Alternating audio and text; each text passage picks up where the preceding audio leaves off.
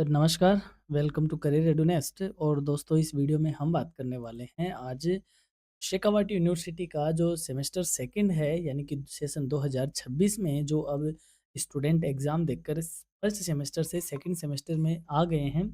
तो उन second semester के स्टूडेंट चाहे बीए हो, बीकॉम के हो, बीएससी, बीबीए या बीसीए के हो, उनका इस बार क्या सिलेबस रहने वाला है, इसको हम डिटेल में इस वीडियो में डिस्कस करेंगे। और इसके बाद आपको सिलेबस के रिगार्डिंग हर तरीके की क्वेरी आपकी क्लियर हो जाएगी। और साथ ही में इस वीडियो को देखने के बाद आपको ये भी पता चलेगा कि कौन से वो पेपर है जो आपको एग्ज़ाम में चूज़ करने हैं। यानी कि जैसे 2 तरह के स्टूडेंट हैं अपने पास, रेगुलर स्टूडेंट है और नॉन कॉलेजिएट है। नॉन कॉलेजिएट स्टूडेंट यहाँ पे फ्री है पेपर सेलेक्ट करने में। हाँ, रेगुलर स्टूडेंट को थोड़ा-सा रहता है कि आपका जो इंस्टीट्यूशन यानी कि जो कॉलेज है, कॉलेज ने आपको जो पेपर दिए हैं, आपको एक्चुअली वही पेपर पढ़ने होते हैं, क्योंकि कॉलेज भी आपको वही पेपर देता है, जो पेपर स्टूडेंट के सही कहे तो फ़ेवर में होते हैं। तो नॉन कॉलेजिएट स्टूडेंट यहाँ पे ज़्यादा फ्री है पेपर सिलेक्शन के मामले में। और यदि इस तरीके का आपका कॉलेज है जहाँ पर बच्चे आप अपनी चॉइस के अकॉर्डिंग पेपर सेलेक्ट कर पा रहे हैं, तो भी आपके लिए ये वीडियो काफ़ी इम्पोर्टेंट रहने वाला है। तो सबसे पहले हम जान लेते हैं कि आप ये सिलेबस डाउनलोड कहाँ से करोगे। तो दोस्तों आपको जाना है www.shekhauni.ac.in पे, इस वेबसाइट पे आपको जाना है। इस पे आप जाओगे तो स्टूडेंट कॉर्नर पे आप क्लिक करोगे और स्टूडेंट कॉर्नर पे जाने के बाद आपको क्लिक करना है सिलेबस पे। जैसे ही आप सिलेबस पे क्लिक करोगे, आपके सामने इस तरीके का एक विंडो ओपन हो जाएगा, जो कि सेशन वाइज आपको क्या बताता है, सिलेबस बता रहा है। तो अभी आप 2025-26 सेशन में हो, तो आपको क्लिक करना है सेशन 2025-26 में, यानी कि जो प्लस है, इस प्लस पे आपको क्लिक करना है। तो जैसे ही ये प्लस पे आप क्लिक करोगे, आपके सामने आपका सिलेबस इस तरीके से ओपन हो जाएगा। सबसे पहले आपको जानना है आपका जो प्रोग्राम है उसका स्ट्रक्चर कैसा है। यानी कि आप साइंस से हो, बीसीए से हो, बीबीए, बीकॉम, बीए हैं, तो आपको वो स्ट्रक्चर देखना है कि आपको पावस में क्या है। और वो जो 2 तरीके के मैं यहाँ पे भूल रहा हूँ, यानी कि फर्स्ट सेमेस्टर, सेकंड सेमेस्टर, इनके स्ट्रक्चर कैसे हैं, किस तरीके से आपके क्रेडिट वगैरह-वगैरह है।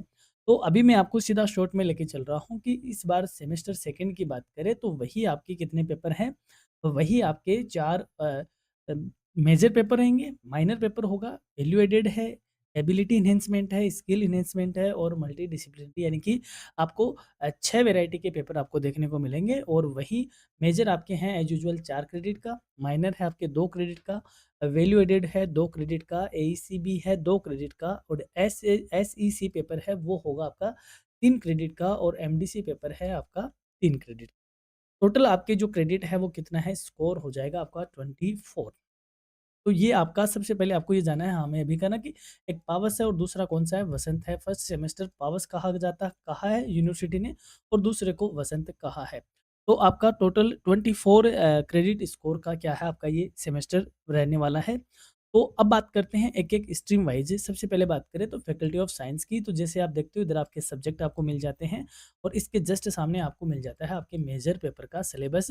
और यदि आपको इन्हीं पेपर के माइनर को देखना है तो इनके सामने माइनर है जहाँ पे एनए लिखा है, दैट मीन्स उस सब्जेक्ट में माइनर पेपर अवेलेबल नहीं है या एप्लीकेबल नहीं है। फिर बात करें कॉमर्स का, कॉमर्स में एक चीज़ है कि आपके सारे मेजर पेपर एक ही पीडीएफ में अटैच्ड है और minor paper subject wise separate किए हुए हैं। बीबीए में आपको दिख जाएगा माइनर पेपर बीबीए के कोई नहीं है, इसी तरीके से बीसीए के भी नहीं है। ह्यूमैनिटीज़ की बात करें तो आपको सब्जेक्ट वाइज मेजर और माइनर का क्या मिल जाएगा, सेग्रीगेशन मिल जाएगा। तो अब बात करते हैं सबसे पहले कि आपको कौन-कौन से पेपर यहाँ पे मिलने वाले हैं। सबसे पहले हम उन्हीं की बात करते हैं। तो देखो मैं यहाँ पे सबसे पहले मेजर पेपर को लेके चलूँगा और मेजर पेपर में मैं बीकॉम के पॉइंट ऑफ व्यू से यहाँ पे डिस्कस करूँगा। इसलिए करूँगा क्योंकि एक ही पीडीएफ में सारे पेपर है, इसलिए मैंने सिर्फ बीकॉम को यहाँ पे चूज़ किया है। फर्स्ट सेमेस्टर अभी आप पास करके आए हो जिसमें आपने 3 पेपर पढ़े थे। फाइनेंशियल अकाउंटिंग को हम एबीएसटी कहते हैं, ठीक है? और बिज़नेस इकोनॉमिक्स ईएएफएम का पेपर है। और बात करें प्रिंसिपल्स ऑफ बिज़नेस मैनेजमेंट, ये आपका बिज़नेस एडमिनिस्ट्रेशन का पेपर था। अब हम बढ़े तो इस बार सेकंड सेमेस्टर में आपके एबीएसटी में रहने वाली है बिज़नेस स्टैटिस्टिक्स, ठीक है? तो रेगुलर स्टूडेंट को सबको मालूम है इन चीज़ों का, वो एग्ज़ाम में कॉलेज में सॉरी क्लास ले रहे हैं अपनी। बैंकिंग वाला पेपर रहने वाला है दोस्तों आपका ईएएफएम में। अगर आपको ऐसा भी देखना तो यहाँ पे बीईएम लिखा हुआ है, यानी कि बैचलर और ईएम इसका लिखा है। बीएडीएम में आपका पेपर रहने वाला है इस बार बिज़नेस लॉ का। तो ये आपके 3 मेजर सब्जेक्ट यहाँ पे रहने वाले हैं। अब हम बढ़ते हैं सोशियोलॉजी के लिए, अब ये बात हो जाएगी कॉमन कि अब देखो मैंने सोशियोलॉजी में यानी कि माइनर पेपर में यहाँ पे किसको लिया है, सोशियोलॉजी को लिया है एग्ज़ाम्पल के तौर पे। फॉर एग्ज़ाम्पल आपके फर्स्ट सेमेस्टर में आपने माइनर पेपर में कौन-सा सेलेक्ट किया है? सोशियोलॉजी सेलेक्ट किया है। तो दोस्तों अब आपके सेकंड सेमेस्टर से लेकर जब तक आपका 8th सेमेस्टर होगा या 6th सेमेस्टर होगा, वहाँ तक आपका माइनर पेपर क्या रहने वाला है? सोशियोलॉजी सब्जेक्ट का ही रहने वाला है। यदि आपने इसकी जगह economics as a minor select किया है, तो आपका कंटिन्यू इकोनॉमिक्स का ही माइनर पेपर आपको देना होगा। होम साइंस सेलेक्ट किया है तो होम साइंस लेना होगा, बॉटनी सेलेक्ट किया है तो बॉटनी और अगर जूलॉजी सेलेक्ट किया है तो जूलॉजी। मेरा कहने का मतलब है कि जिस सब्जेक्ट को आपने as a minor subject select किया है फर्स्ट सेमेस्टर में, उसी सब्जेक्ट को आपको कंटिन्यू एज़ ए माइनर रखना होगा। अब उसमें आप कोई चेंज नहीं कर सकते हैं। जो ऑप्शंस हैं वो आपके पास वैल्यू एडेड में है, एईसी में है, एसईसी में है, इनमें आपको ऑप्शन मिलते हैं। माइनर आपको फर्स्ट सेमेस्टर में एक बार सेलेक्ट करना होता है, फिर उसी को ही आपको कंटिन्यू करना होता है। जैसे फॉर एग्जांपल आपने अभी फर्स्ट सेमेस्टर में सोशियोलॉजी का माइनर दिया है, बेसिक अंडरस्टैंडिंग ऑफ सोशियोलॉजी। तो इस बार आपको सेकंड सेमेस्टर में देना होगा concept of social change and social control. वहीं आपको थर्ड सेम में देना होगा introduction to Indian society. Fourth sem में आपको देना होगा change in Indian society. Fifth में आपको रहेगा रूरल सोशियोलॉजी। और यहाँ पे एक ट्विस्ट है सिक्स्थ सेमेस्टर में, जहाँ पर आपको माइनर कितने देने होंगे, 2 देने होंगे, इंडस्ट्रियल सोशियोलॉजी और सोशल एंथ्रोपोलॉजी जो भी है। तो अभी मेरा कहने का मतलब है यदि सोशियोलॉजी आपका एज ए माइनर है तो आपको आगे इसी को कंटिन्यू करना होगा। और यदि सोशियोलॉजी के अलावा कई अदर सब्जेक्ट आपका एज ए माइनर है तो उसके पेपर को आपको क्या करना है, कंटिन्यू आपको आगे लेके चलना है। जैसे अभी सेकंड सेम में सोशियोलॉजी का जो सिलेबस है वो इस प्रकार है, concept of social change and social control. बहुत छोटा सा सिलेबस है, बहुत लंबा चौड़ी यहाँ पे कोई कहानी नहीं है। और इन सब की क्लासेज ऑलरेडी अपने चैनल पे अपलोडेड भी है। अब हम बढ़ते हैं एईसी की तरफ कि कौन से वो पेपर है जो इस बार एईसी में आपको एज ऑप्शन रहने वाले हैं और कौन से पेपर का आपको सिलेक्शन करना चाहिए, यानी कि एबिलिटी एनहेंसमेंट कोर्सेज की बात करें एईसी सेमेस्टर सेकंड की पीडीएसयू की। तो आपके सामने इस बार ऑप्शन है, एईसी में 3 ऑप्शन है। एक है आपका business communication and correspondence. Second option है आपके पास environmental pollution, law and human communities. And यहाँ पे थर्ड ऑप्शन में है आपके पास paper scientific writing and communication. तो चलिए हम बात कर लेते हैं कि आपके लिए इन तीनों का सिलेबस क्या है और प्लस हमारी ओर से वो टिप जिसमें हम आपको ये बताएं कि कौन सा पेपर आपको सेलेक्ट करना चाहिए एज ए एईसी। सबसे पहले बात करते हैं बिजनेस कम्युनिकेशन एंड कोरेस्पोंडेंस की। देखो, ये जो बिज़नेस कम्युनिकेशन का पेपर है, बिज़नेस कम्युनिकेशन का इस पेपर बहुत आसान सा इसका सिलेबस है। आसान सा इतना सा है कि आपको एक कॉन्सेप्ट इसका समझना होगा कि कॉन्सेप्ट क्या है। यदि आप यहाँ पे कॉमर्स के स्टूडेंट हो, यदि आप स्टूडेंट हो बीबीए के और यदि आप स्टूडेंट हो बीसीए के, तो मेरा ये मानना है कि ये पेपर आपके लिए एक तरीके से बोनस का सा काम करेगा क्योंकि ये आपने कहीं न कहीं ऑलरेडी पढ़ चुके हो। जैसे कॉमर्स के स्टूडेंट और बीबीए के स्टूडेंट ऑलरेडी इस पेपर को पढ़ते हैं अपने मेजर सिलेबस में, चाहे वो 12th तक की बात करें वहाँ पे या फिर मेन अब जो बैचलर डिग्री है वहाँ पर भी आज इस चैप्टर को या यूँ कहीं इस पेपर को पढ़ते हो। कम्युनिकेशन क्या होता है? सेंडर और रिसीवर के बीच में कम्युनिकेट होना, यानी कि सेंडर से रिसीवर तक अपनी बात पहुँचाना और रिसीवर का उसको फीडबैक देना, इस प्रोसेस को हम क्या कहते हैं? कम्युनिकेशन कहते हैं। बहुत आसान सा पेपर है। तो इसमें 4 यूनिट में आपका ये सिलेबस डिवाइड है, जिसमें first unit concept of communication से रिलेटेड है, दूसरी वर्क प्लेस पे किस तरीके से कम्युनिकेशन होता है, डाउनवर्ड क्या है, अपवर्ड क्या है, हॉरिजॉन्टल, ग्रेपवाइन और डायगोनल क्या है, वर्बल नॉन वर्बल कम्युनिकेशन क्या है। थर्ड यूनिट आपकी डिजिटल सोशल मीडिया से रिलेटेड है, जिसमें आप इंटरनेट अनेबल्ड कम्युनिकेशन देखते हो और साथ ही में फेसबुक, ट्विटर, इंस्टाग्राम और व्हाट्सएप के थ्रू होने वाले कम्युनिकेशन को जानते हो। फोर्थ यूनिट आपकी एक तरीके से प्रैक्टिकल जैसा है, जिसमें बिजनेस लेटर का पार्ट क्या होता है, बिजनेस लेटर के लेआउट क्या होते हैं, जॉब एप्लीकेशन और रेज्यूमे या बायोडाटा कैसे बनता है, लेटर ऑफ अपॉइंटमेंट क्या होता है, एप्रिसिएशन लेटर क्या होता है, रेजिग्नेशन लेटर क्या होता है, ईमेल के थ्रू जॉब एप्लीकेशन क्या होती है और ईमेल के ऑफिशियल ईमेल के रेस्पॉन्ड किस तरीके से लिखे जाते हैं। ये सारा आपका सिलेबस है, बहुत आसान सा सिलेबस है। और इस सिलेबस को पढ़ने के लिए जो रेफरेंस किताबें दी हैं यूनिवर्सिटी ने, ये बहुत लंबी चौड़ी किताबें यहाँ पे दी है। मैं ये कहूँगा कि आप इनको पढ़िए, डेफ़िनिटली आप इनको पढ़िए, लेकिन इनको पढ़ने की नीड भी नहीं होगी क्योंकि बातें सारी वही होती है जो जनरली होती है।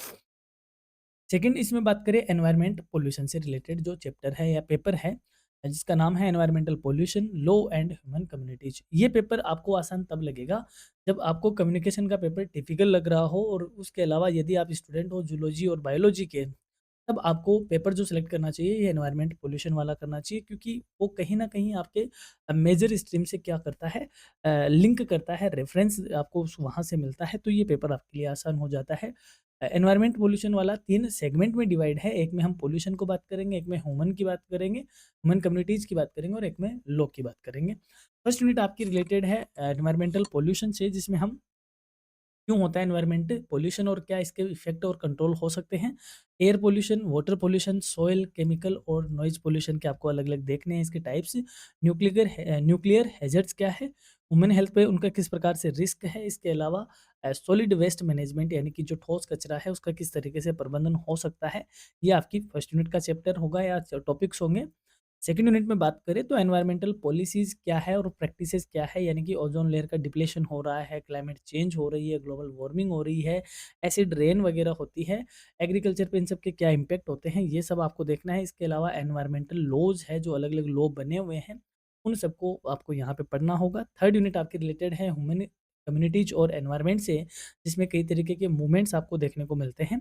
सबसे पहले तो ह्यूमन पॉपुलेशन, उसकी ग्रोथ के बारे में बात, उसका एनवायरनमेंट पे क्या इम्पैक्ट है, हेल्थ और वेलफेयर पे क्या असर है, कार्बन फुटप्रिंटिंग क्या है, साथ ही में फिर आप इसी में देखोगे एनवायरनमेंटल मूवमेंट, जिसमें चिपको आंदोलन, साइलेंट वैली आंदोलन, विश्नोई ऑफ राजस्थान था, फिर एनवायरनमेंटल एथिक्स है, ये से करके आपका इसका सिलेबस है। और जो इसकी फोर्थ यूनिट है दोस्तों, वो है आपकी फील्ड वर्क से रिलेटेड। तो एक बात, अगर मैं इसको बिजनेस कम्युनिकेशन वाले पेपर से कंपेयर करता हूँ, तो ये पेपर वाकई में लेंदी है। यानी कि ये जो पेपर है एनवायरनमेंट पॉल्यूशन वाला, ये टेक्निकली देखा जाए तो 2 से 3 सब्जेक्ट को मर्ज कर दिया है, अगर बिज़नेस कम्युनिकेशन के साथ मैं इसको कंपेयर करूँ, जिसमें इसमें एनवायरनमेंटल पॉल्यूशन अपने आप में एक सेपरेट पेपर है। पॉलिसीज़ और प्रैक्टिस का एक अलग पेपर बन सकता है, और ह्यूमन कम्युनिटीज़ और एनवायरनमेंट एथिक्स से रिलेटेड एक अलग पेपर बन सकता है। तो इसका सिलेबस लेंदी है, पेपर टेक्निकल है। ऐसी बात नहीं है कि टिपिकल है, बट सिलेबस के पॉइंट ऑफ व्यू से बात करें तो ये पेपर क्या है, लेंदी है। तो मैं इन दोनों पेपर में अगर बताऊँ, तो आपको कम्युनिकेशन वाले को प्रेफ़र ज़्यादा करना चाहिए, और सेकंड पे आपको करना चाहिए एनवायरनमेंट पॉल्यूशन को। फिर वहीं पे इसमें थर्ड पेपर और है साइंटिफिक राइटिंग एंड कम्युनिकेशन का। ये पेपर उन स्टूडेंट के लिए है जो रिसर्च में क्या रखते हैं, एप्टीट्यूड रखते हैं, यानी कि जिसकी इच्छा रिसर्च करने की होती है। ऐसे स्टूडेंट जो राइटिंग में अच्छे हैं, ऐसे स्टूडेंट जो आर्टिकल वगैरह लिखते हैं और उसका एक प्रोफेशनल नॉलेज जानना चाहते हैं, उसका एक सिस्टमैटिक किस तरीके से लिखते हैं आर्टिकल, वो चीज़ें समझना चाहते हैं, तो उन स्टूडेंट के लिए ये पेपर है साइंटिफिक राइटिंग एंड कम्युनिकेशन। यदि लिखने में आपका बिल्कुल भी इंटरेस्ट नहीं है, तो ये पेपर दोस्तों आपके लिए नहीं है, एग्ज़ाम में इसका पेपर आपको फँसा देगा। तो सिर्फ़ उन्हीं स्टूडेंट के लिए है ये पेपर, जो राइटिंग में क्या रखते हैं, इंटरेस्ट रखते हैं। राइटिंग का मतलब यहाँ पे सुंदर हस्तलेखन सी बात नहीं है। राइटिंग का मतलब है आर्टिकल वगैरह लिखने में, रिसर्च पेपर लिखने में, उन सब की यहाँ पे बात होती है। पेपर बहुत शानदार है। इसका यूनिट फर्स्ट की बात करें तो इंट्रोडक्शन टू एकेडमिक पब्लिशिंग, यानी कि किस तरीके से साइंटिफिक राइटिंग होती है, किस तरीके से पब्लिशिंग होती है, साइंटिफिक रिपोर्ट के टाइप्स क्या होते हैं, जर्नल पब्लिकेशंस क्या होते हैं, बिब्लियोमेट्रिक्स क्या होती है, वगैरह-वगैरह आपको फर्स्ट यूनिट में देखने को मिलता है।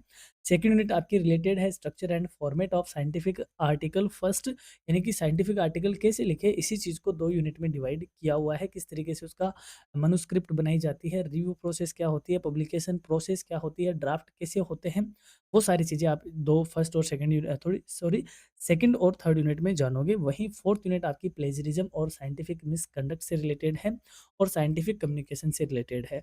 तो किस-किस तरीके के कौन-कौन से सॉफ्टवेयर इसमें काम आते हैं, वो सारी चीज़ें इसमें दी हुई है। तो मेरा यहाँ पे यानी कि एईसी जो आपका पेपर है दोस्तों, करियर रेडीनेस की ओर से मैं आपको प्रो टिप की बात करूँ, तो प्रो टिप यही है कि अगर आप फर्स्ट चॉइस आपको देनी है एईसी में, तो वो आपको देनी चाहिए बिज़नेस कम्युनिकेशन पे, और सेकंड चॉइस आपको देनी है एनवायरमेंटल पॉल्यूशन को रिलेटेड। फिर भी यदि आप रिसर्च में इंटरेस्ट रखते हो, तभी आपके लिए साइंटिफिक राइटिंग का पेपर होना चाहिए। इसके अलावा आपको साइंटिफिक राइटिंग के पेपर को अवॉइड करना चाहिए। ये पेपर आपको एग्ज़ाम में डेफ़िनिटली फँसा देगा, आप इसमें कोई तुक्का भी नहीं लगा सकते। तो फर्स्ट नंबर पे हमारी ओर से बिज़नेस कम्युनिकेशन आपको पढ़ना चाहिए, और अगर बायोलॉजी के स्टूडेंट हो, तो एनवायरमेंटल पॉल्यूशन भी आप कंसीडर कर सकते हो। अब चलते हैं हम वीएसी वाले पेपर पे, कि वीएसी में आपको क्या इस बार देखना है, कौन-कौन से पेपर हैं जो वीएसी में आपको मिले हैं, और कौन-सा पेपर है जो आपके लिए रहने वाला है फ़ायदेमंद। देखो वीएसी में आपके पास इस बार है 4 पेपर 1, 2, 3 और 4। पहला पेपर है पीडी यानी कि पर्सनैलिटी डेवलपमेंट।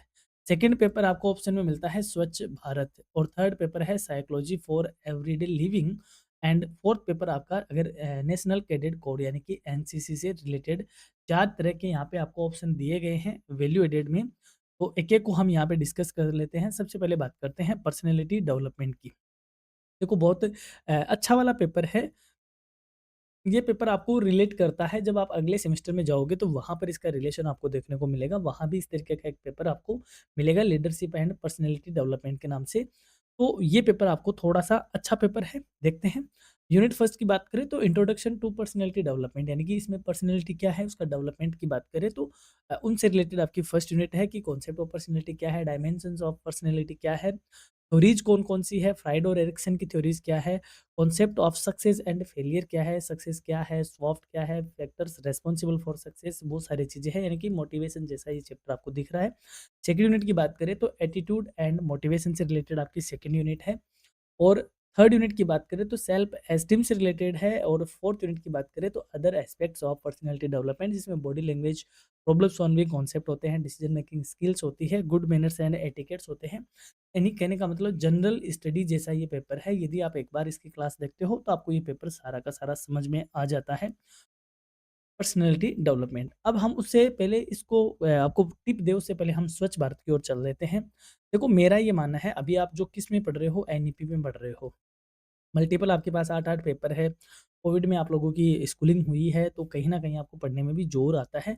इवन बच्चों को लिखने में ज़्यादा ज़ोर आ रहा है। आजकल के बच्चों की बात करें तो 100 बच्चे पढ़ते हैं, तो वहाँ पे 80 बच्चे तो लिखने में इतना ज़ोर उनको आता है। तो अगर आपका सेकंड कैटेगरी यानी कि आप लिखने में ज़ोर आने वाले बच्चे अगर आप हो, तो आपको वो पेपर लेने हैं जो पेपर आपको क्या दिला सके, स्कोर दिला सके। मैं ये नहीं कह रहा कि वही पेपर लो जो मैं कह रहा हूँ, मैं एक एस्पेक्ट वो बता रहा हूँ स्टूडेंट का कि अगर आपकी स्कोरिंग अच्छी हो जाए तो क्या दिक्कत है? तो पेपर आपको वो भी लेने चाहिए जो स्कोरिंग करवा सकते हैं, जैसे स्वच्छ भारत पेपर है, ये आपको पढ़ते ही याद हो जाएगा पेपर, आपको इसमें ज़्यादा इतना दिमाग लगाने की नीड नहीं पड़ेगी, एक बार आप इसको सुन भी लोगे, तो ये पेपर आपका एक तरीके से क्लियर है। हालाँकि ऐसी बात नहीं कि चैप्टर ये पेपर टेक्निकल पेपर भी है, इसमें से डीप क्वेश्चन भी बनते हैं, लेकिन फिर भी ये कहीं न कहीं आसान पेपर है। यूनिट फर्स्ट की बात करें तो इसमें आप पढ़ोगे कि स्वच्छ भारत अभियान क्या है?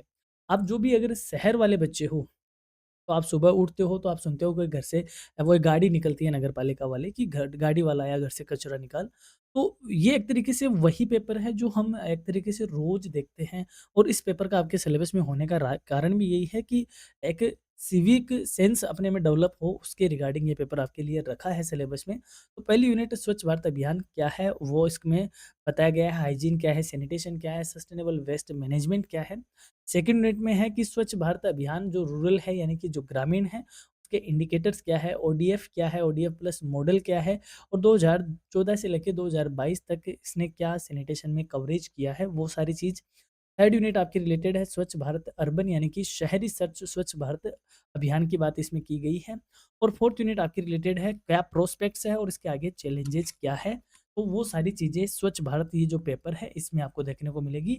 तो मेरी ओर से मैं ये कहूँगा कि स्वच्छ भारत वाले पेपर को आपको पहले कंसीडर करना चाहिए और सेकंड जगह पे आपको पर्सनैलिटी डेवलपमेंट को कंसीडर करना चाहिए। और यदि आप स्टूडेंट हो हिंदी मीडियम के तो स्वच्छ भारत वाला पेपर आपको डेफिनिटली सिलेक्ट कर लेना चाहिए क्योंकि आप उसमें लिख पाते हो बहुत सारी चीज़ें। थर्ड ऑप्शन है आपका साइकोलॉजी फॉर एवरीडे लिविंग। यदि आप साइकोलॉजी की स्टूडेंट ही हो और साइकोलॉजी आप पढ़ ही रहे हो तब आपके लिए साइकोलॉजी का एक पेपर अच्छा ऑप्शन में आपको देखने को मिल सकता है। बहुत सारी चीज़ें वहीं से आपकी रिलेट करेगी। यूनिट फर्स्ट में साइंस ऑफ साइकोलॉजी क्या है, सेल्फ यानी कि नेचर ऑफ सेल्फ क्या है, सेल्फ रेगुलेशन क्या है, पर्सनल ग्रोथ क्या है। यूनिट सेकंड में इंटेलिजेंस और एडमिनिस्ट्रेशन से रिलेटेड है। थर्ड यूनिट आपकी पर्सनैलिटी ट्रेट एंड टाइप्स और एडमिनिस्ट्रेशन से रिलेटेड है। एंड फोर्थ यूनिट आपकी स्ट्रेस एंड उससे निकलने के लिए जो कोप हम करते हैं यानी कि जो तनाव और तनाव से सामना करने की जो प्रोसेस है या यूँ कहें जो ताकतें हैं, क्या फैक्टर है जिसमें हम उसको कम कर सकते हैं, वो सारी चीज़ें आप इसमें देखते हो। पेपर ये भी आसान है लेकिन ओवरऑल हमारी तरफ से बात करें तो हम स्वच्छ भारत को 1 नंबर पे रखते हैं। और यदि आप स्टूडेंट हो एनसीसी के और एनसीसी के आपने अगर बहुत ज़्यादा आप एक मतलब खुददार टाइप के स्टूडेंट हो या यूँ कहें ऐसे बोलते हैं ना कि बच्चे जिसको देशभक्ति की जज़्बा होता है, आर्मी में जाना जिनका सपना होता है, उन बच्चों को ये पेपर ज़रूर देखना चाहिए। इस पेपर में बहुत सारी चीज़ें वही है जो एनसीसी स्टूडेंट में होनी चाहिए। यानी कि एक थ्योरेटिकली आपको ये एक अच्छा पेपर ऑप्शन में मिलता है। फर्स्ट यूनिट आपकी एनसीसी जनरल से रिलेटेड है कि एनसीसी गेम्स क्या है, ऑब्जेक्टिव क्या है, ऑर्गेनाइजेशन कैसे हैं, इंसेंटिव्स क्या है, ड्यूटीज़ क्या होती है, एनसीसी गेम्स क्या होते हैं। सेकंड यूनिट आपकी एनसीसी नेशनल इंटीग्रेशन से रिलेटेड है। थर्ड यूनिट आपकी पर्सनैलिटी डेवलपमेंट से आगे वही पर्सनैलिटी डेवलपमेंट का एक यहाँ पे पूरा का पूरा एक यूनिट ऐसे कैसे उठा के रखा हुआ है, फैक्टर, सेल्फ अवेयरनेस, एम्पैथी वगैरह। और फोर्थ यूनिट आपकी सोशल सर्विस और कम्युनिटी डेवलपमेंट से है। तो यदि आप स्टूडेंट हो एनसीसी के, तो ये पेपर आपको ज़रूर कंसीडर करना चाहिए। बहुत सारी चीज़ें आप अपने मन से इसमें लिख सकते हो, मन से मतलब क्योंकि वो सारी चीज़ें आप एक्सपीरियंस करते हो। तो अगर मैं ओवरऑल यहाँ पे बात करूँ करियर रेडीनेस प्रो टिप की, तो यदि आप स्कोरिंग की तरफ जाते हो, तो आपको पहला पेपर सेलेक्ट करना चाहिए स्वच्छ भारत का। सेकंड आपके पास रखना चाहिए ऑप्शन पर्सनैलिटी डेवलपमेंट का। थर्ड ऑप्शन आपको रखना चाहिए साइकोलॉजी फॉर एवरीडे लिविंग का। और यदि स्टूडेंट हो एनसीसी के, तब आपको रखना चाहिए एनसीसी वाला पेपर। तो मेरी ओर से मैं आपको ये कहूँगा कि स्वच्छ भारत वाला आपको कंसीडर करना चाहिए। अब हम बढ़ते हैं एसईसी पेपर की ओर, यानी कि स्किल एनहांसमेंट पेपर की ओर हम बढ़ते हैं। स्किल एनहांसमेंट पेपर में दोस्तों आपके पास यूनिवर्सिटी ने 3 ऑप्शन दिए हैं। पहला ऑप्शन है वेस्ट मैनेजमेंट एंड रिसाइक्लिंग, दूसरा ऑप्शन है ऑर्गेनिक फार्मिंग एंड तीसरा ऑप्शन है रिमोट सेंसिंग एंड जीआईएस। यदि आप वीएसी में, यानी कि यदि आप स्वच्छ भारत सेलेक्ट करते हो एज ए वीएसी पेपर, तो बिना ही ज़्यादा दिमाग लगाए एसएससी में आपको कौन सा पेपर सेलेक्ट करना चाहिए? Waste management. क्योंकि स्वच्छ भारत और वेस्ट मैनेजमेंट वाले पेपर एक दूसरे के कॉम्प्लीमेंट्री पेपर है, यानी कि जहाँ पे स्वच्छ भारत खत्म होता है, वहीं से आपका वेस्ट मैनेजमेंट स्टार्ट होता है। क्योंकि अगर आपको सफाई करनी है, तो डेफिनेटली आपको कचरे का क्या करना होगा? मैनेजमेंट करना ही होगा। तो स्वच्छ भारत वाला पेपर आप पढ़ोगे, तो उसी के साथ आपका कौन सा पेपर क्लियर होता रहेगा? आपको वेस्ट मैनेजमेंट क्लियर होता रहेगा। वो क्यों क्लियर होता रहेगा? क्योंकि वही चीज़ें वहाँ पे है। जैसे आप सेकंड यूनिट आप इसकी देख रहे हो, जहाँ पे क्या-क्या लिखा है बस आप में सॉलिड वेस्ट मैनेजमेंट लिखा हुआ है, गार्बेज फ्री सिटी कैसी होगी, ओडीएफ मॉडल क्या होते हैं, सैनिटेशन क्या होते हैं, ये सारी चीज़ आप वेस्ट मैनेजमेंट में भी पढ़ोगे। जैसे वेस्ट मैनेजमेंट का मैं सिलेबस की बात करूँ, तो फर्स्ट यूनिट आपकी वही है इंट्रोडक्शन ऑफ वेस्ट। वेस्ट क्या होता है? वेस्ट से यानी कि कचरे से प्रॉब्लम क्या होती है? टाइप्स क्या होती है? कैटेगरी क्या होती है? इसके इफेक्ट क्या होते हैं? सेकंड यूनिट की बात करें तो source reduction, solid waste reduction, यानी कि इस तरीके से हम इसको कम कर सकते हैं। कौन-कौन सी स्ट्रैटेजीज़ हैं जो हम फॉलो कर सकते हैं। यूनिट 3 की बात करें तो waste analysis and waste audit क्या है। फोर्थ यूनिट की बात करें जो कि रिसाइकिल से रिलेटेड है। तो कहने का मतलब वेस्ट मैनेजमेंट यदि आप स्वच्छ भारत वाला पेपर सेलेक्ट करते हो, तो आपके लिए यहाँ पे बोनस वाला पेपर ये बनेगा। उसके अलावा यदि आप बायोलॉजी के स्टूडेंट हो या यूँ कहें एग्रीकल्चर से रिलेटेड आप स्टूडेंट कुछ आपको इंटरेस्ट है, तो आपको ऑर्गेनिक फार्मिंग वाला पेपर पढ़ना चाहिए। लेकिन ऑर्गेनिक फार्मिंग वाला पेपर थोड़ा-सा लेंदी है। ऐसी बात नहीं कि पेपर ये आसान नहीं है, पेपर ऑर्गेनिक फार्मिंग वाला भी आसान है। लेकिन एज़ कंपैरिज़न वेस्ट मैनेजमेंट ये थोड़ा-सा लेंदी पेपर आपके लिए बन जाता है। तो अब इसमें भी वही चीज़ें हैं कि ऑर्गेनिक फार्मिंग क्या होती है? ऑर्गेनिक फार्मिंग के कांसेप्ट और डेवलपमेंट क्या है? एजेंसीज़ एंड इंस्टीट्यूशन कौन से रिलेटेड है ऑर्गेनिक फार्मिंग से?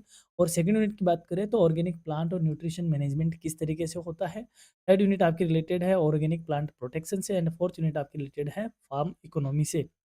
यानी किस तरीके से आप इस चीज़ को एज़ ए इकोनॉमी, यानी एज़ ए इकोनॉमिक एक्टिविटी के तौर पे आप इसको देख सकते हो। तो ये आपका ऑर्गेनिक फार्मिंग का सिलेबस है। और एक पेपर आपके पास रिमोट सेंसिंग एंड जीआईएस। ये पेपर आपके पास यदि आप स्टूडेंट हो बीसीए के, यानी अगर यदि आप टेक्निकल स्टूडेंट हो और यदि आप स्टूडेंट हो जियोग्राफी के, तब आपको ये पेपर कंसीडर करना चाहिए। यदि आप इन दोनों ही सेगमेंट में नहीं हो, तो मैं आपको ये कहूँगा कि ये पेपर आपके लिए नहीं है। ये पेपर कहीं न कहीं आपको फँसा देगा, क्योंकि चीज़ें टेक्निकल है। और टेक्निकल जो रिमोट सेंसिंग वाला है, या तो ज्योग्राफी से रिलेटेड पेपर हुआ, या यूँ कहें बीसीए जो कंप्यूटर से रिलेटेड है, उनके उनके साथ ये रिलेशन में रहेगा ये पेपर। तो यदि आप जीआईएस को लेते हो, तो आपको क्या पढ़ना होगा? यूनिट फर्स्ट में आपको देखना होगा ग्लोबल पोजिशनिंग सिस्टम, यानी कि जीपीएस के बारे में आपको समझना होगा क्या होता है जीपीएस। सेकंड यूनिट आपकी बात करती है remote sensing and aerial photography की है। थर्ड यूनिट आपकी रिमोट सेंसिंग सेंसर से रिलेटेड होती है, सैटेलाइट क्या है, सेंसर किस तरीके से होते हैं, मल्टी स्पेक्ट्रल सिस्टम क्या होता है। फोर्थ यूनिट आपकी रिलेटेड है जियोग्राफिकल इंफॉर्मेशन सिस्टम से। तो ये पेपर आप तभी कंसीडर करो जब आप बीसीए या जियोग्राफी से रिलेटेड स्टूडेंट हो, या इनके आप छात्र हो, यदि आप बात करें हम बात करें प्रो टिप की, तो हमारी ओर से आपको फर्स्ट प्रायोरिटी देनी चाहिए वेस्ट मैनेजमेंट वाले पेपर को, सेकंड प्रायोरिटी आपकी ऑर्गेनिक फार्मिंग को और थर्ड प्रायोरिटी है आपकी रिमोट सेंसिंग एंड जीआईएस की। और यदि आप बीएससी में स्वच्छ भारत ले रहे हो दोस्तों, तो आपको एसईसी में वेस्ट मैनेजमेंट ही कंसीडर करना चाहिए, बाकी आपको ऑप्शन नहीं रखने चाहिए, क्योंकि पेपर एक दूसरे के क्या है, कॉम्प्लीमेंट्री है और कहीं ना कहीं एक दूसरे की आपको हेल्प मिल जाएगी। अब हम बात करें एमडीसी में, तो एमडीसी में अगर आप रेगुलर स्टूडेंट हो तो देखो सारे ही पेपर आप अपनी कॉलेज के अकॉर्डिंग ही लोगे, जो आपको कॉलेज मैनेजमेंट आपको दे रहा है, आपके डिपार्टमेंट आपको दे रहा है, वो सारी चीज़ आप वहाँ से लोगे। यदि आप नॉन कॉलेजिएट हो तब आप फ्री हो। तो देखो जो एमडीसी है दोस्तों, यहाँ पे आपको 3 पेपर मिलते हैं, जनरल हिंदी, जनरल इंग्लिश और एलिमेंट्री कंप्यूटर। जनरल हिंदी की बात, तीनों पेपर की बात करें तो यूनिवर्सिटी कहती है फर्स्ट, सेकंड और थर्ड 3 अलग-अलग सेमेस्टर में आपको इन पेपरों को पास करना है। अब चाहे पहले सेमेस्टर में आप कुछ पढ़ो, दूसरे में कुछ पढ़ो, तीसरे में कुछ पढ़ो, 3 सेमेस्टर तक ये क्या हो जाने चाहिए, कंप्लीट हो जाने चाहिए। जैसे यही है general Hindi, English, computer, computer 2 तरीके से है, एलिमेंट्री कंप्यूटर लैब है और एलिमेंट्री कंप्यूटर थ्योरी है। और कंप्यूटर का जो पेपर है दोस्तों, वो 4 क्रेडिट का आपको देखने को मिलेगा, 2 क्रेडिट की इसकी लैब है, 2 क्रेडिट का इसका क्या है, रिटन एग्ज़ामिनेशन है, बाकी हिंदी और इंग्लिश 3-3 क्रेडिट के हैं। और साथ ही में यूनिवर्सिटी बताती है कि MDC courses will be conducted in semester first, second and third. पहले, दूसरे और तीसरे सेमेस्टर में ही एमडीसी कंडक्ट होगा। Every student has to study only one MDC in a semester, यानी कि एक सेमेस्टर में एक स्टूडेंट, यानी प्रत्येक स्टूडेंट को एक सेमेस्टर में एक ही एमडीसी सेलेक्ट करना है।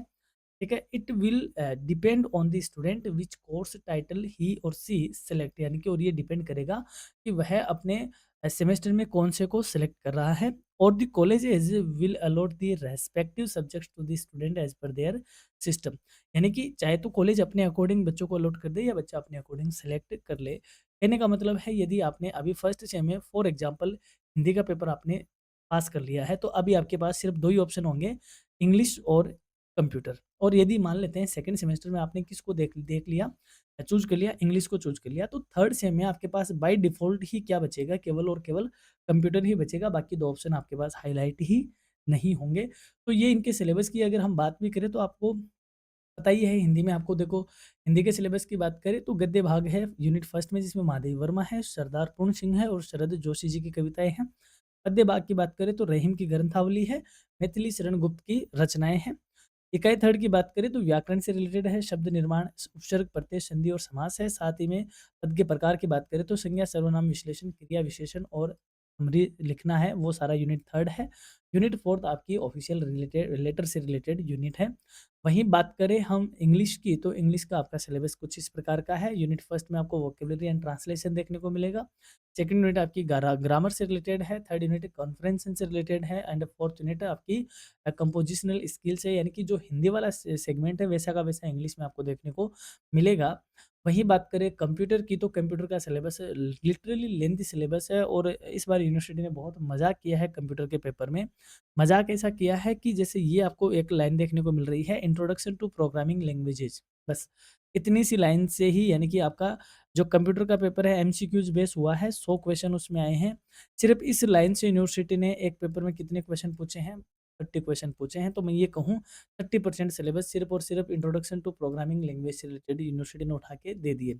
स्टूडेंट पता नहीं क्यों कंप्लेन नहीं करता, बल्कि साफ-साफ लिखा भी होता है, यदि आप किसी चीज़ से ऐसे अ, आपको ऐसा लगता है आप तो यूनिवर्सिटी में कंप्लेन इसकी कर सकते हो रिटर्न में बाकायदा। नहीं की स्टूडेंट ने, पता नहीं क्यों नहीं की। हमने इसका वीडियो भी हमने नहीं बनाया, हम भूल भी गए थे इसका वीडियो बनाने के लिए, क्योंकि अगले ही दिन फिर एग्ज़ाम में थोड़े से बिज़ी हो गए। ख़ैर कोई बात नहीं, मेरा कहने का मतलब है अगर आपको सिलेबस पता होता है, तो यदि आप जागरूक स्टूडेंट होते हो, तो एग्ज़ाम में जब कोई पेपर आउट ऑफ सिलेबस बनता है या उसको आपके सिलेबस को फ़ॉलो करते हुए यूनिवर्सिटी एग्ज़ामिनेशन का पेपर नहीं बनाती है, तो आप यूनिवर्सिटी के संज्ञान में ये बात लाते हो, अपना मुद्दा उठाते हो और यूनिवर्सिटी से अपनी गलती को सही करने के लिए आप मनवाते भी हो, कहीं न कहीं आपको फ़ायदा उसका मिलता है। तो सिलेबस को से आपको गो थ्रू ज़रूर होना चाहिए। जो कंप्यूटर है उसका सिलेबस आपकी स्क्रीन के ऊपर है, चाहो तो आप इसको देख सकते हो, पढ़ सकते हो। सबसे अच्छी बात है यूनिवर्सिटी की वेबसाइट पे जाकर आप इसको क्या कर सकते हो, डाउनलोड कर सकते हो। तो यहाँ पे क्योंकि मैं इसमें कुछ नहीं कहूँगा कि एमडीसी में आपको इस बार क्या लेना चाहिए, एज़ पर योर कॉलेज आप ले सकते हो। यदि आप प्राइवेट स्टूडेंट हो या नॉन कॉलेजिएट हो, आपने हिंदी इस बार दे लिया है, तो फिर आप चाहे इस बार इंग्लिश दो या कंप्यूटर दो, क्योंकि ये ऑप्शनल है ही नहीं। ये सिर्फ़ एक सीक्वेंस है कि आपको 3 अलग-अलग सेमेस्टर में तीनों पेपर को आपको पास करना है। इसमें यहाँ ऑप्शन आपके पास है नहीं। तो मेरे ख़्याल से आपको ये समझ में आया होगा कि कौन से पेपर है। कंक्लूसिव तौर पे अगर मैं बताना चाहूँ, तो आपको आपके मेजर पेपर फिक्स है। उसमें आप कोई चेंज नहीं कर सकते। माइनर पेपर आपका फिक्स हो चुका है, उसमें भी आप चेंज नहीं कर सकते। एईसी की बात करें तो एईसी में हम बात करेंगे कि आपको कौन-सा पेपर सेलेक्ट करना चाहिए। बिज़नेस कम्युनिकेशन सेलेक्ट करना चाहिए। वैल्यू एडेड की बात करें तो आपको सेलेक्ट करना चाहिए स्वच्छ भारत का पेपर। और अगर मैं एसईसी की बात करूँ तो वहाँ पर आपको करना चाहिए वेस्ट मैनेजमेंट वाला पेपर सेलेक्ट करना चाहिए। एमडीसी आपको सेलेक्ट करना ही है, आज अपने अकॉर्डिंग देख लो, हिंदी दे दी तो इंग्लिश और कंप्यूटर में से सिलेक्ट कर लो, इंग्लिश दे दी तो कंप्यूटर और हिंदी में से सिलेक्ट कर लो। तो मैं ये कहूँगा यदि आप कंप्यूटर अभी नहीं दे रहे हो और elementary sorry non collegiate student हो तो एलिमेंट्री कंप्यूटर को आप 3rd सेमेस्टर तक ले जाओ। इस बार आपको इंग्लिश या हिंदी में से सिलेक्ट कर लो। 3rd इसलिए बोल रहा हूँ ताकि थोड़ा-सा आपको भी कॉलेज लाइफ का अनुभव हो जाएगा, तब आप वहाँ पे थोड़ा काम ईज़ी कर पाओगे। तो ये सारी चीज़ है। बिज़नेस कम्युनिकेशन, स्वच्छ भारत और वेस्ट मैनेजमेंट हमारी तरफ से आपको एज़ ए प्रो टिप के तौर पे हम आपको बता रहे हैं कि आपको ये पेपर सेलेक्ट करना चाहिए। अब हम आते हैं वो सारी चीज़ों पे जहाँ पर आपको ये पता हो कि सर वो तो सही है हम पढ़ लेंगे, लेकिन अब हम पढ़ेंगे कहाँ से? तो क्योंकि आप करियर रेडीनेस से जुड़े हुए हो, करियर रेडीनेस हमेशा अपने स्टूडेंट के लिए एक कदम आगे रहता है। तो हमने ऑलरेडी आपकी सेमेस्टर सेकंड की प्लेलिस्ट बनी हुई है जिसमें तकरीबन 83 वीडियोज़ अपलोडेड है। 83 वीडियोज़ का मतलब होता है दोस्तों, तकरीबन मोटे-मोटे सारे पेपर आपको मिल जाएँगे। आपके इसमें माइनर पेपर मिल जाएँगे, आपको आपका एमडीसी पेपर मिल जाएगा, आपको वीएससी पेपर की full one shot class, important question class, unit wise class आपको सब कुछ इसमें मिल जाएगा। साथ ही में वैल्यू एडेड, एईसी, एसईसी हर तरीके की क्लास आपको सेमेस्टर सेकंड जो प्लेलिस्ट है उसमें आपको मिल जाएगी। और रही बात कुछ ऐसे पेपर जो मेजर पेपर हैं, नहीं रिकॉर्डेड हो रखे हैं, नहीं अपलोड हो रखे हैं, तो भी सेमेस्टर सेकंड चालू हो चुका है, उनके क्लासेस भी हम जल्द ही अपलोड करना स्टार्ट कर देंगे। तो अगर आप पीडीएसयू के स्टूडेंट हो और साथ ही में ये सारे पेपर आप पढ़ना चाहते हो, तो सेकंड सेमेस्टर की प्लेलिस्ट के साथ आपको कंसर्न रखना चाहिए। इसके अलावा यदि आप इकोनॉमिक्स के स्टूडेंट हो तो राजस्थान जो इकोनॉमिक्स की प्लेलिस्ट है उसमें से आप पढ़ सकते हो। यदि आप राजस्थान यूनिवर्सिटी से हो, कहने का मतलब हमारी जो प्लेलिस्टें हैं वो सारी हमने सेपरेट बना रखी हैं। बीकॉम के स्टूडेंट के लिए हमने एक्सक्लूसिव बीकॉम क्लासेस के नाम से अलग से प्लेलिस्ट बनाई हुई है। दोस्तों ये था आज का हमारा सेमेस्टर सेकंड के सिलेबस की डिटेल एनालिसिस की क्लास का वीडियो। आई होप आपको समझ में आया होगा, अच्छा लगा होगा और कुछ आपके डाउट्स यहाँ से क्लियर भी हुए होंगे कि इस बार हमें क्या पढ़ना चाहिए, क्या नहीं पढ़ना चाहिए। तो चलिए लेते हैं आपसे विदा। Thank you for being with us. Always stay connected with your career redness. और अलग-अलग प्लेटफ़ॉर्म पे हम अवेलेबल हैं। आप हमें हर प्लेटफ़ॉर्म पे ज़रूर हमें फ़ॉलो कीजिए, हमसे जुड़िए और अगर आपकी कोई सिचुएशन कोई क्वेरी हो तो आप चाहो तो डायरेक्ट हमसे इन अलग-अलग प्लेटफ़ॉर्म पे कनेक्शन स्थापित कर सकते हो। वहीं हम आपसे यूट्यूब पे एनी टाइम आपके साथ अवेलेबल रहते ही हैं। तो चलिए लेते हैं आपसे विदा। यहाँ तक बने रहने के लिए बहुत-बहुत धन्यवाद। अ, होप आप जल्द ही सेकंड सेमेस्टर की प्लेलिस्ट में जाके अपनी क्लासेस को एंश्योर करते हुए आप पढ़ना स्टार्ट कर दोगे। और मैं आपको ये भी कहूँगा कि इस वीडियो में ही कमेंट करके आप अपने मेजर पेपर भी बता सकते हो, क्योंकि स्टूडेंट क्या होता है, एग्ज़ाम के पास हमें अपने पेपर बताता है कि सर कल ये एग्ज़ाम है, सर कल वो एग्ज़ाम है। क्योंकि सेम टाइम पे इतनी मल्टीपल क्लासेस लाना हमारे लिए भी थोड़ा-सा मुश्किल वाला काम हो जाता है। तो क्यों ना अभी से ही आप अपने क्लासेस के नाम या यूँ कहें वो पेपर्स के नाम एज़ ए कमेंट हमें दे दो, तो हमारे कंसर्न में रहेगा कि कौन से पेपर को हमें लेना चाहिए और कौन से पेपर को हम एक बार पोस्टपोन भी कर सकते हैं। तो ये थी हमारी एक स्पेशल सेमेस्टर सेकंड के सिलेबस की एक्सक्लूसिव वीडियो। चलिए बहुत-बहुत शुभकामनाएँ आपको आपके सेमेस्टर सेकंड के लिए। All the best. Have a nice day, have a great time. Thank you.